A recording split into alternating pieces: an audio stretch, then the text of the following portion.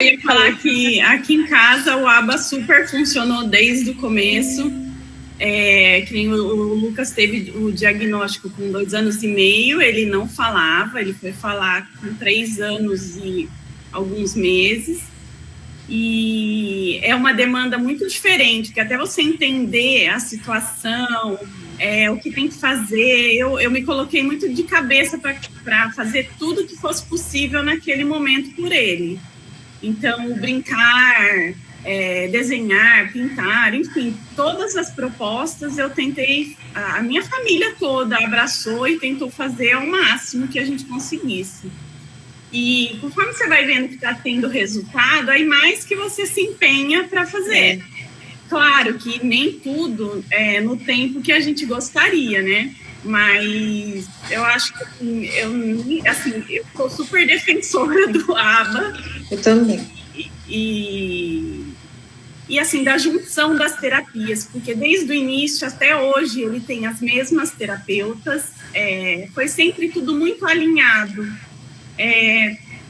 Era uma conversa que em todos os pontos se encaixavam, inclusive no primeiro momento onde ele não falava, a escola também teve uma abertura muito boa para a Juliana trabalhar nesse momento.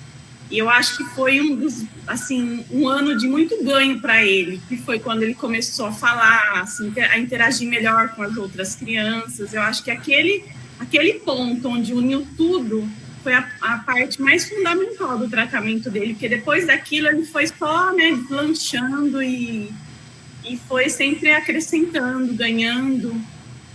É bom quando vê resultado, não é?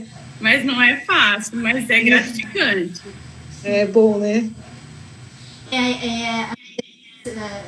Igual, né, a integração sensorial sempre presente, né, nisso tudo, junto com a análise do comportamento.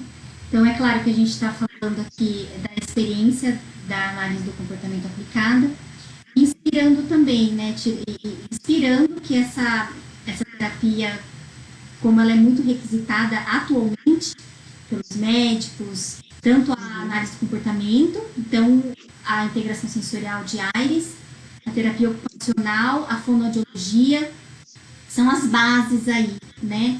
Que os pais, se puderem ir buscando e se familiarizando com esses tipos de terapia, que é a base que no Brasil o neuropediatra e o psiquiatra pedem. Sim, e a base para estimular esse desenvolvimento da criança, tanto relacionado ao brincar, a interação, a realização das atividades da vida diária, a participação social, né, a expressão muscular, a organização dos aspectos de interesse que tanto influenciam, né, no autismo, seja relacionada à própria percepção do corpo, a organização da rotina, ao uso funcional do corpo durante o brincar, durante a exploração das sensações, né? E a realização de atividades básicas do dia a dia, como escovar dente, tomar banho, cortar cabelo, cortar unhas, né? Conseguir permanecer no mesmo local brincando, né? Então, são as bases, né?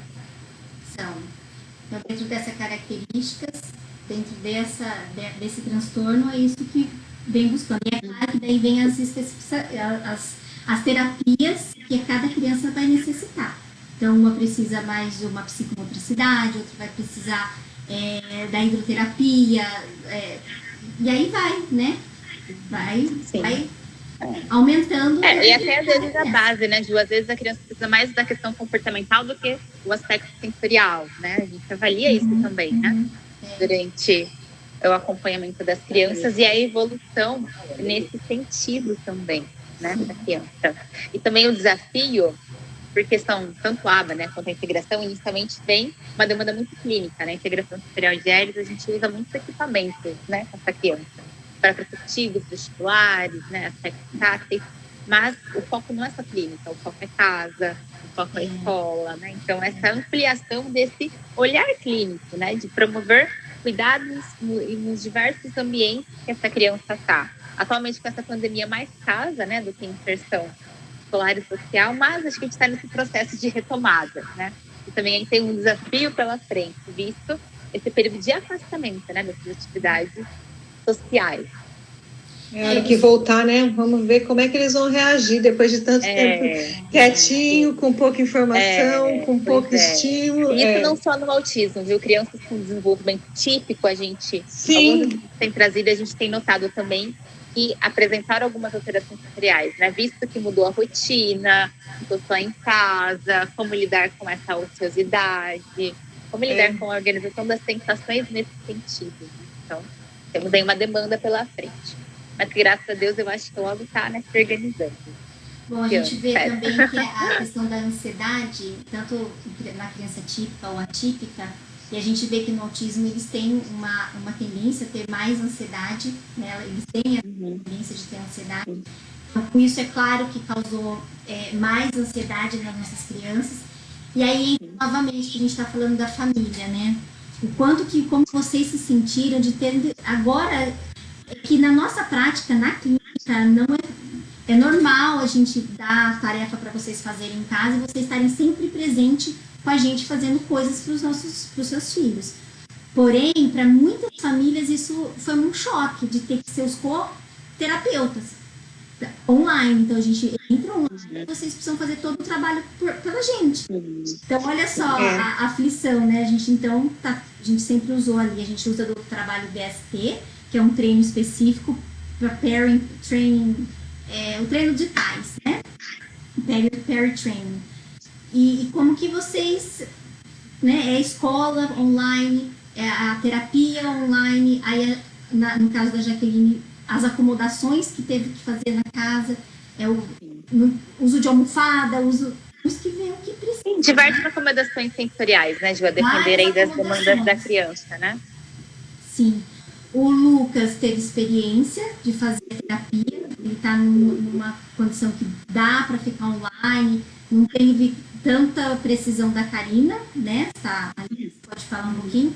A Emily acabou, ele sempre está participando aqui, né? Mas nós tivemos família que realmente os pais tiveram que ser os terapeutas ali, né? Colocar o bobinho. Mas eu tive umas... Desculpa, Juliana. Pode falar. Eu tive uma experiência muito legal nesse sentido. O Samuel, ele ficava entre escola e ele fazia a contrapartida na casa da criança. Mas muito legal também, o pessoal recebeu ele muito bem, recebeu a equipe para saber lidar com eles e tudo mais. E a hora que entrou a pandemia, simplesmente acabou essa demanda gigantesca de informação, foi onde entrou a avó. A minha mãe, ela comprou a ideia, que hoje ela tem a rotina, inclusive ela acabou pegando esse tempo dele em atividade de casa. Ele tem que guardar a louça, ele tem que montar o quebra-cabeça, ele tem que organizar, ele tem que dar a voltinha com a cachorra, para tentar ocupar e gerar uma qualidade ali, né? Então tem o quebra-cabeça, o jogo da memória, se organizar para também não ter o tempo todo livre, que a gente sabe que não é bom, né? E foi bacana porque no começo a equipe precisava até lá em casa, tinha um dia da semana que a equipe ia lá para ajudar, para poder aproveitar bem esse tempo, um dia todo, né? E tem dado resultado também. A equipe hoje não precisa mais ir, às vezes eu mando um áudio, alguma coisa, ela já interage, mas foi muito legal o ganho dele, as frases dele estão enormes, estão muito bem formuladas, ele está debochado.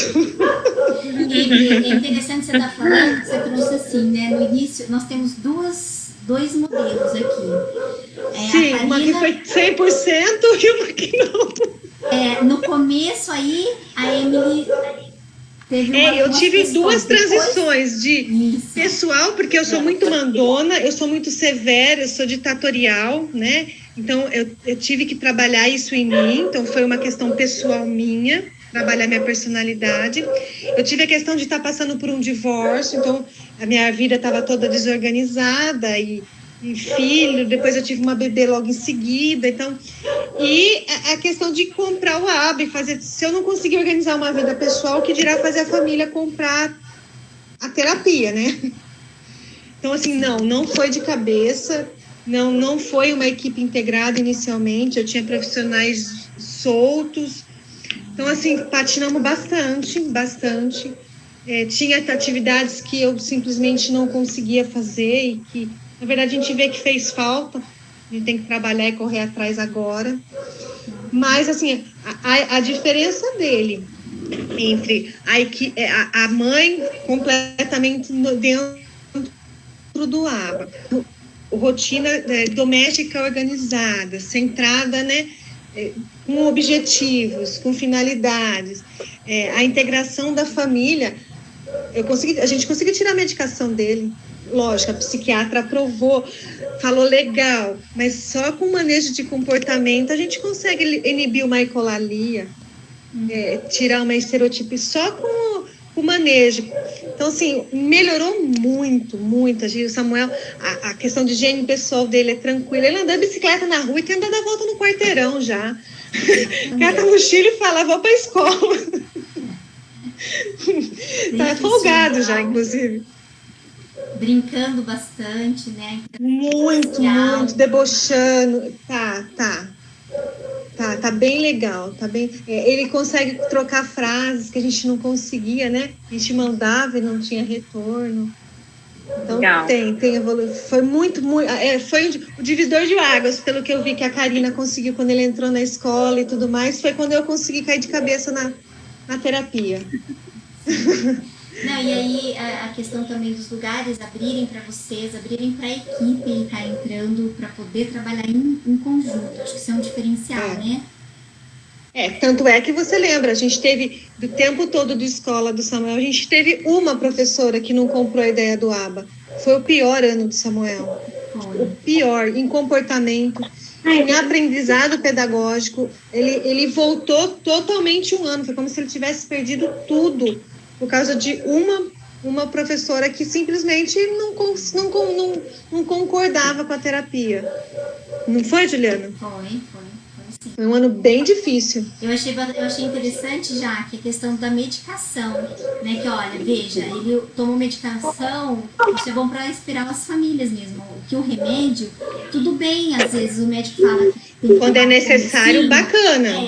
Só que você vê, ele tá com 11 anos hoje ele tá saindo do remédio. Então a gente veio trabalhando para isso, né? Sim. No caso da Karina, depois ela pode falar um pouquinho de medicamento, que não houve a necessidade até hoje, né? E vamos lá.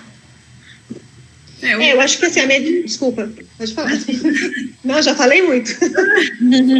O Lucas, ele tá bem. O ano passado, quando entrou a pandemia e começou a ser todo online, fiquei um pouco preocupada porque no primeiro ano, alfabetização, mas ele já vinha com uma carga de terapia grande que acabou suprindo ele essa demanda do online, que não é a mesma coisa, né? É o que temos, mas não é como o presencial.